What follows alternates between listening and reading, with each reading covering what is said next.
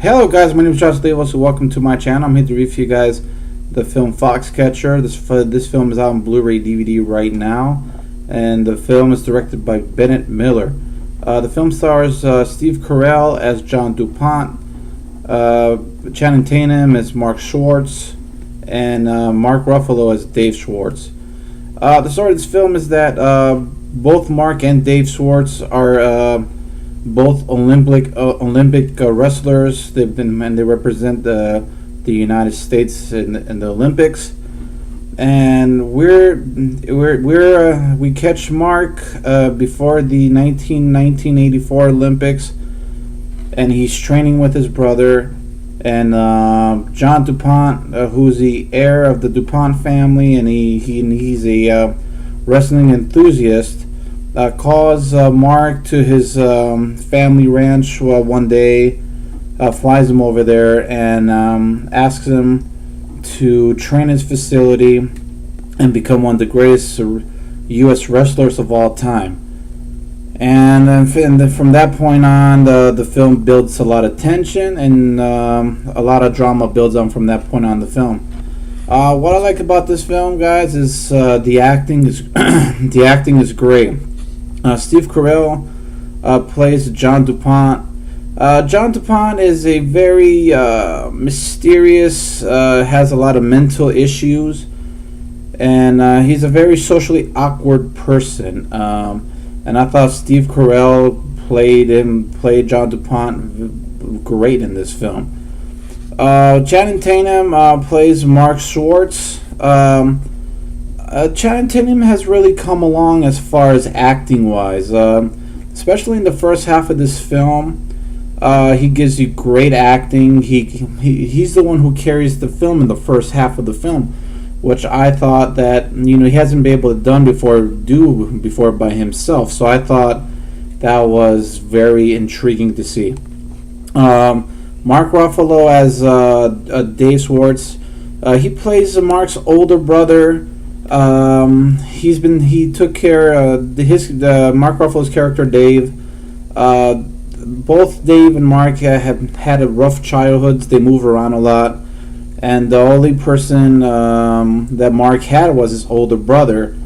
And so his brother in this film is displayed as a caring older brother, that whenever his younger brother Mark has an issue or he's mad or something, he's the only person who can calm him down and kind of talk to him in a nice way and have Mark open up to him.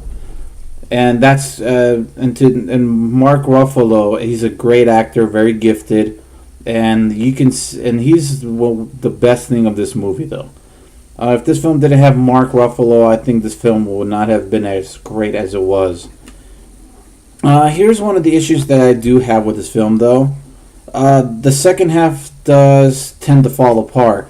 The first half of the film concentrates from 1982 to 1984, and after Mark Schwartz wins the gold medal, we jump to 1987, and we see John DuPont and Mark Schwartz. They don't talk to each other. They're kind of distant. They don't have the same father-son relationship they had in the first half of the movie.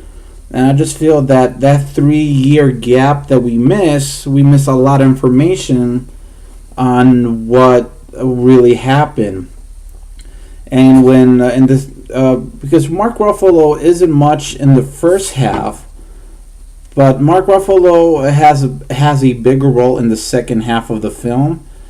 And when John DuPont kind of says it was a mistake bringing you here, I want your brother here on the ranch to help you train these wrestlers.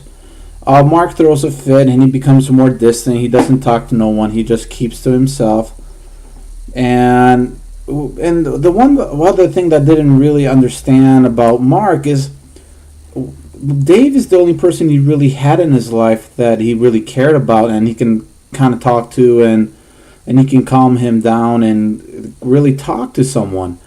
But whenever they were on screen, it just seemed like they were headbutting with each other. Just that Mark felt that he was in the shadow of Dave and of his older brother Dave, and he'll never be able to make it on his own. So a lot of times he acts out against his brother, and because his brother understands his pain more than anyone, that's why he's putting up with Mark's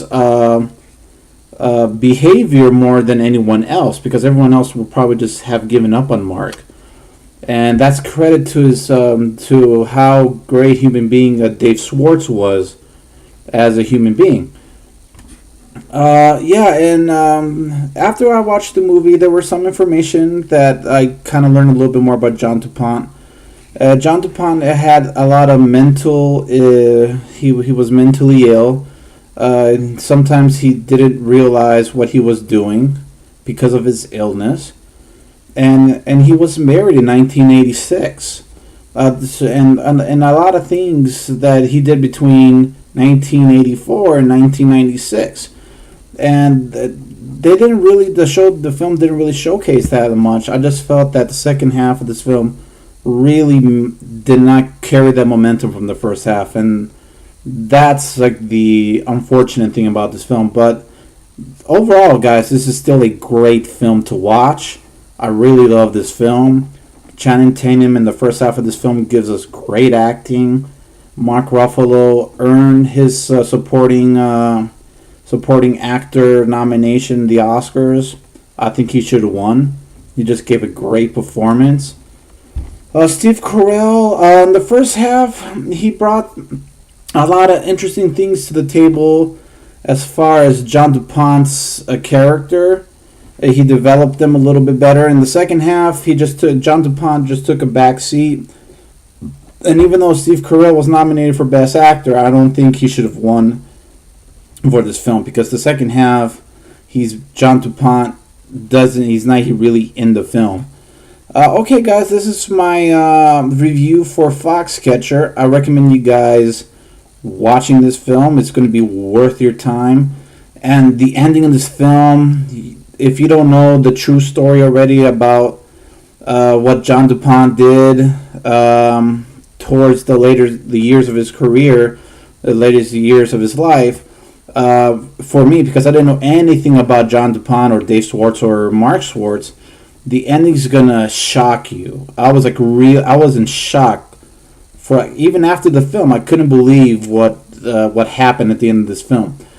All right, guys, this is it. Thank you for watching my video, and always, if you like what you saw, subscribe to my channel and comment on my video. Let me know what you thought.